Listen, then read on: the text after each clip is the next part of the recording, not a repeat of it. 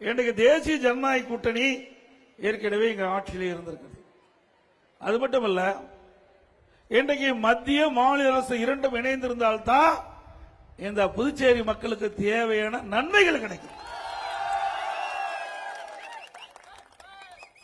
இன்றைக்கு மாநிலத்தில் ஒரு கட்சி, மத்தியில் ஒரு கட்சி ஆண்டு கொண்டிருந்தா மாநிலத்துக்கு தேவையான திட்டங்களும் கிடைக்காது, நிதியும் கிடைக்காது. ஆகவே இரண்டு சக்கரம் போல, ஒரு வண்டிக்கு 2 சக்கரம் இருக்குது, அது மாதிரி 2 சக்கரம் இருந்தால்தான் தன் இலக்கை அடைய முடியும். அந்த அடிப்படையில் தான் இன்றைக்கு தேசிய ஜனநாயக கூட்டணி அமைந்திருக்கின்றது. அது மட்டுமல்ல, பாரதிய ஜனதா கட்சி சார்பாகவும் நிறைய தேர்தல் அறிக்கையை அவர்கள் வெளியிட்டிருக்கிறாங்க. இந்த பகுதியில் மீன்பிடி தொழில் அதிகமா இருக்குது, விவசாயம் அதிகமா இருக்கின்றது, தொழிற்சாலை இருக்கின்றார்கள், நல்ல கல்விக்கூடங்கள் இருக்குது.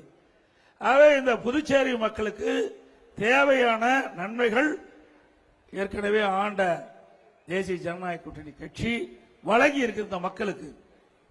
அது மட்டும் இல்லாம இன்னைக்கு மீனவ மக்களுக்கு மீன்பிடி தடை காலத்தில் தமிழ்நாட்டில் எப்படி இன்னைக்கு அந்த நிதியை உயர்த்தி கொடுத்திருக்காங்களோ, அதே போல் இங்க இருக்கின்ற புதுச்சேரியில் இருக்கின்ற மீனவ மக்களுக்கும் அந்த மீன்பிடி தடை காலத்தில் நிதியை உயர்த்தி வழங்கப்படும். வழங்குவதற்குண்டான நடவடிக்கை எடுப்பாங்க. அறிவிச்ச அன்பழகன் பல முறை சட்டமன்ற உறுப்பினர் சட்டமன்றத்தில் சிறப்பாக குரல் கொடுத்தவர். இந்த புதுச்சேரி மக்களுக்கு அவள் ஏற்படுகின்ற பிரச்சனையை தைரியமாக சட்டமன்றத்தில் குரல் கொடுக்கக்கூடிய மனிதராக அவர் சட்டமன்ற உறுப்பினர் இருந்த பொழுது பணியாற்றியிருக்கிறார். துணிச்சலானவர், மக்களுக்காக குரல் கொடுக்கக்கூடியவர், எளிமையானவர்.